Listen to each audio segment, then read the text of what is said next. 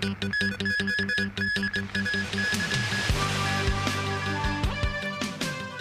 city experiences its hottest day on record. Eastern China braces for strong winds and heavy rain as tropical cyclone Dolphin approaches. Global community arrives in Japan's Nagasaki on the 81st anniversary of atomic bomb attack.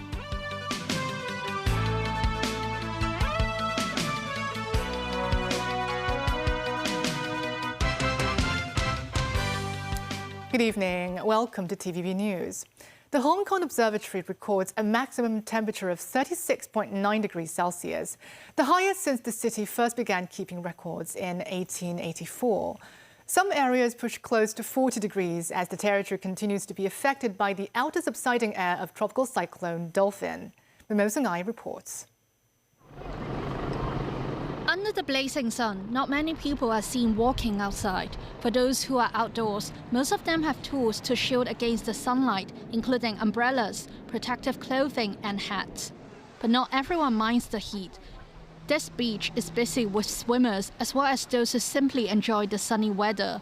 Well, it's been raining all along, so this is one of the first sunny weekends, so yeah, gotta enjoy the sun. Whatever it takes. I'll go to the library and sit outside because it's nice. I like it outside. At home I have fans, but I don't take any with me.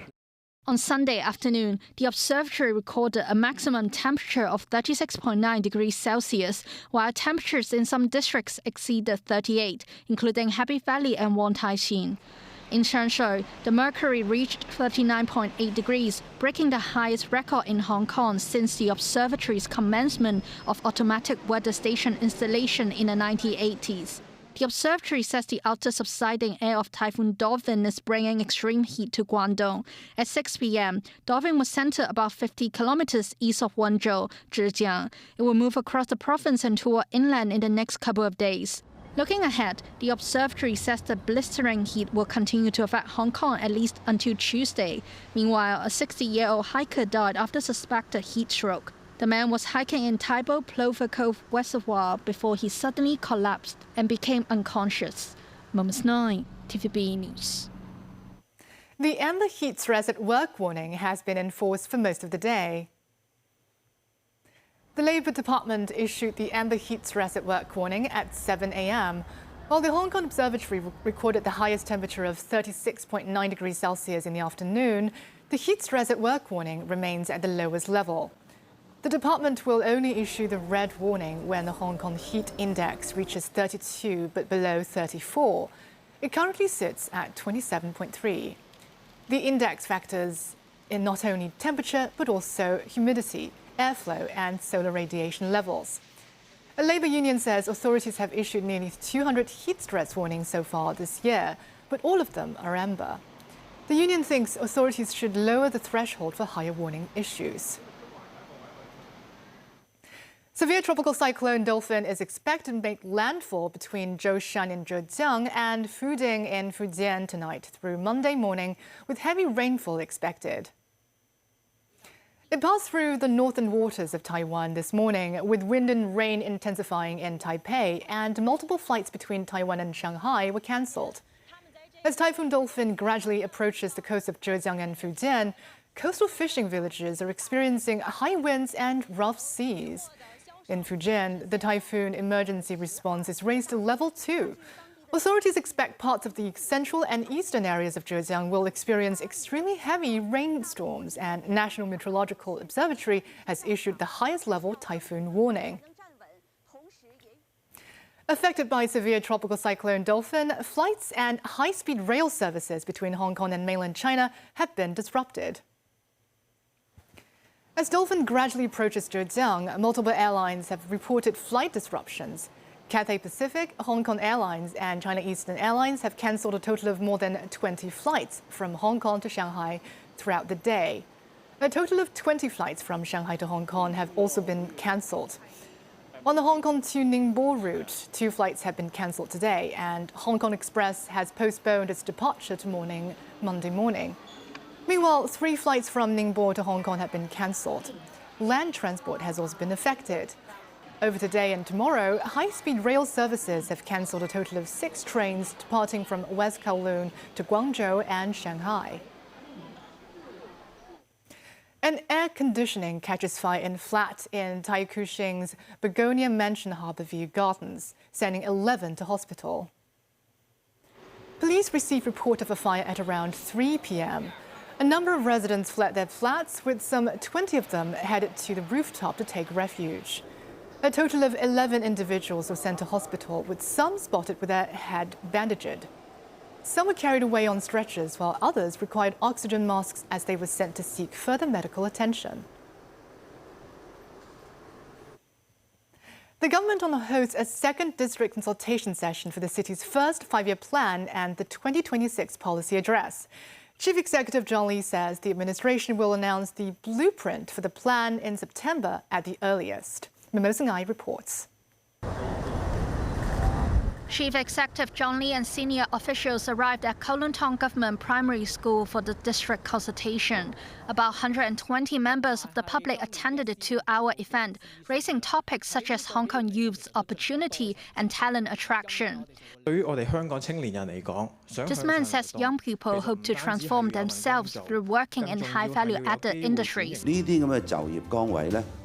Lee states the government plans to create more new job opportunities for the youth and help local SMEs to elevate. One resident suggests Lee establish a building maintenance department to supervise renovation projects in Hong Kong. He says the manpower of the proposed bureau can be deployed from the Fire Services Department, the Labour Department, the Buildings Department, and the Urban Renewal Authority. The chief executive says the proposal is worth exploring. Speaking to the media after the session, Lee says the administration has received 13,000 suggestions for the 5-year plan and more than 8,500 for the policy address since the consultation period was launched in June. Separately, he mentions nearly 92% of one food court owners have signed a letter of acceptance for the government's acquisition plan, while more than 65% have completed the sale and purchase agreement. Mimosa Ngai, TVB News. Nagasaki marks the 81st anniversary of the U.S. atomic bombing of the southern Japanese city, with its mayor denouncing growing support for the nuclear deterrence in the global community, including Japan. He demanded his own government to do more for nuclear disarmament. This as representatives from more than 90 countries attended a memorial at Nagasaki Peace Park. Tracy Furness reports.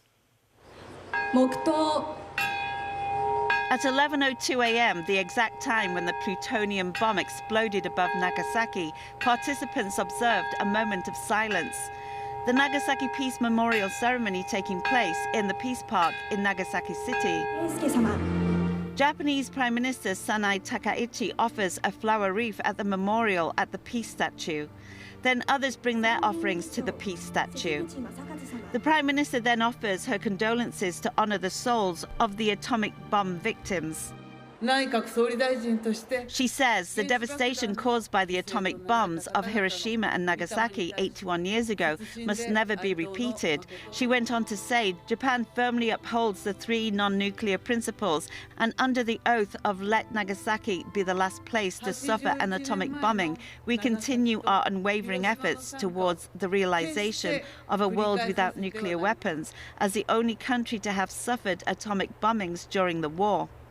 Nagasaki Mayor Shiro Suzuki warned leaders of nuclear deterrence, saying that leaders of the nuclear states and nations relying on nuclear deterrence must face the reality that the more you rely on nuclear deterrence, the more you increase the risk of a nuclear war. The atomic bomb dropped by the United States on Nagasaki on August 9, 1945, killed 70,000 people, 3 days after the bombing of Hiroshima that killed 140,000. Japan surrendered on August 15, 1945, ending World War II and its nearly half-century of aggression across Asia. Tracy Furness, TVB News. And still ahead, Spain retaliates against Italy's sanctions with heightened border control. Pentagon asks weapons firms to boost output amid reports of dwindling stockpile. And police arrest 147 in the latest operation targeting Triad-linked money laundering syndicate.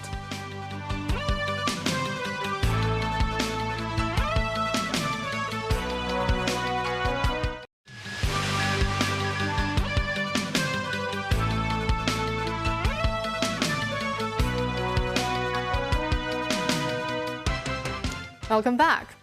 A diplomatic spat between Spain and Italy over the rush of tens of thousands of migrants to the Spanish territory of Ceuta escalated on Saturday after the government in Madrid announced border controls on Italian travellers.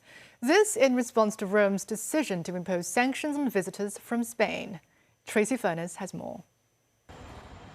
The Spanish government says the controls would stay in place for at least a month after Italian Prime Minister Giorgia Meloni rejected Spain's warning on Friday that it would take proportionate measures to protect the interests and dignity of its citizens if Rome didn't lift its restrictions by an August 9th deadline.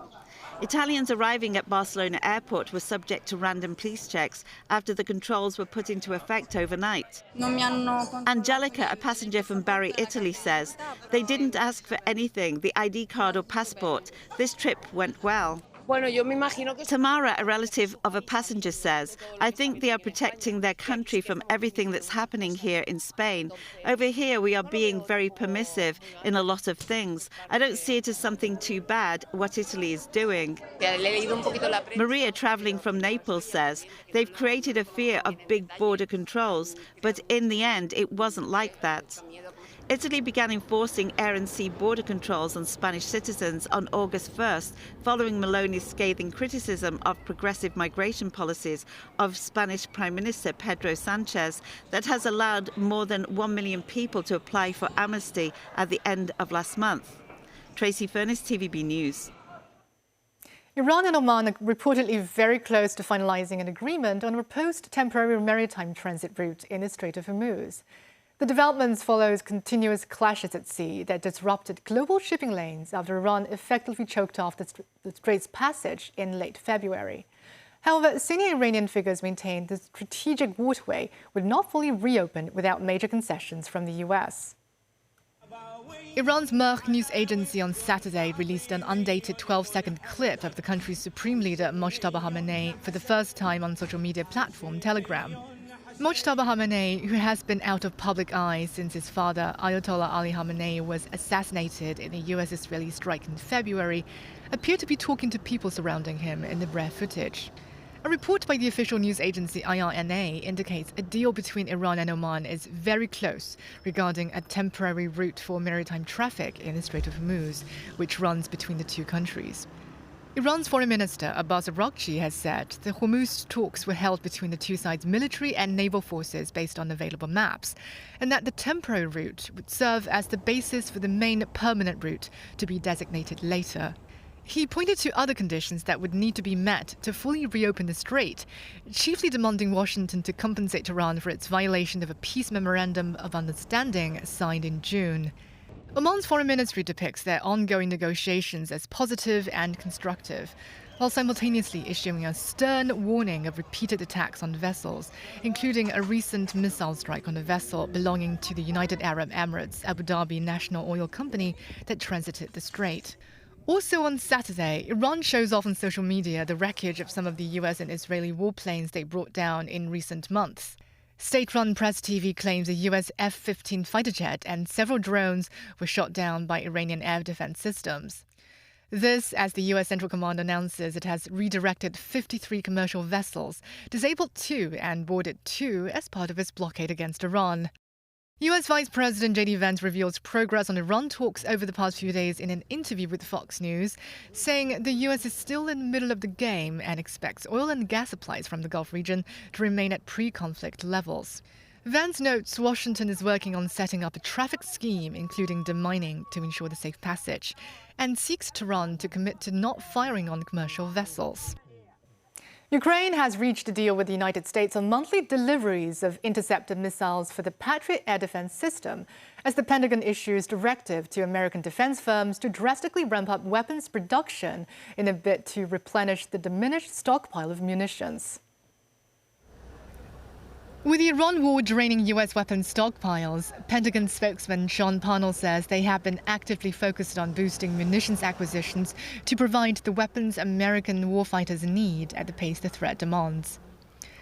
In a memo obtained by The Washington Post, US Deputy Defense Secretary Steve Feinberg gives industry leaders no more than 21 days to submit plans to drive significantly faster, more aggressive delivery schedules and/or increase production for critical capabilities. Panel affirms the existence of Feinberg's memo.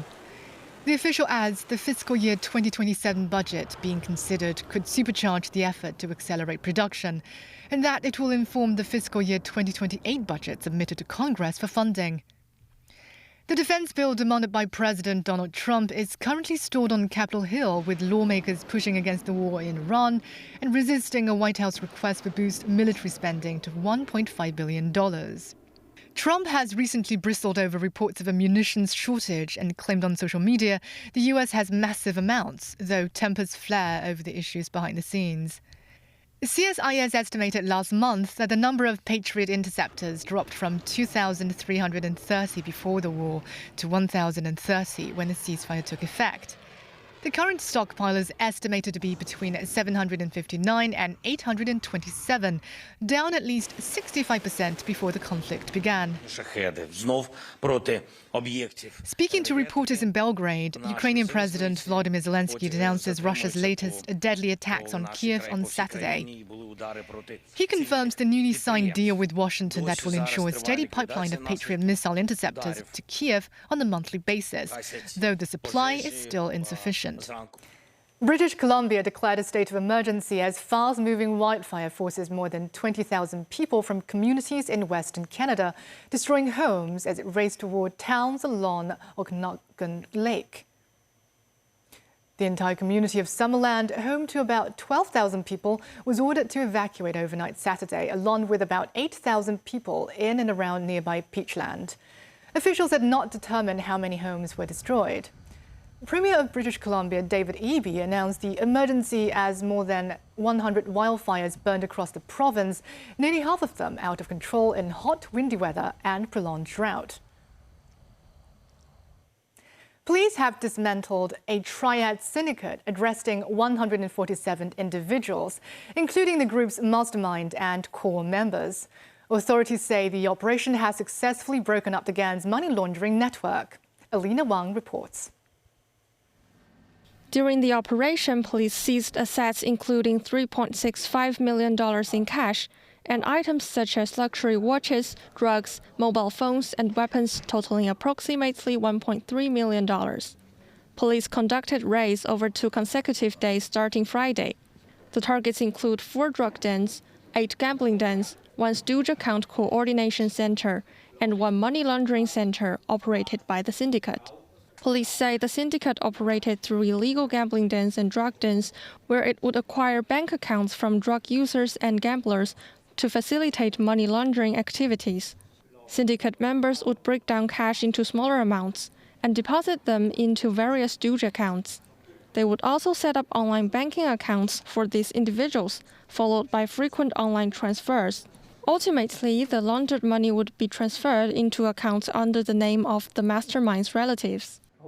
And bank record checks shows that between January 2025 and August 2026, the syndicate has used various stooge accounts to launder more than 600 million crime proceeds.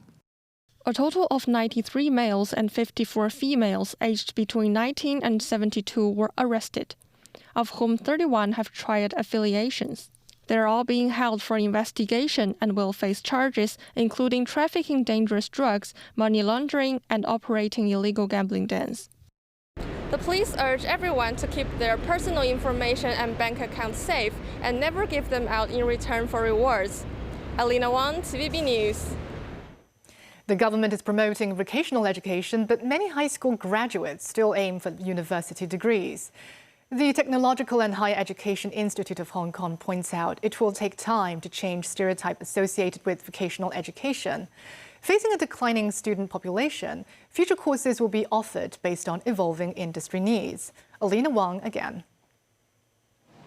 With the fertility rate remaining low, there are only 1.2 applicants competing for each publicity-funded university spot on average this year, raising concerns that self-financed programs might face even greater oversupply in the future.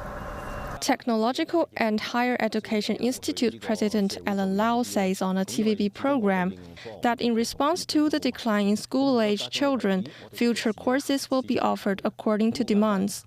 He says only courses that are necessary and beneficial to society and enterprises will be offered. For example, while Hong Kong has many new energy vehicles, there is no course dedicated to the field. He estimates the market will be huge in the following 3 to 5 years.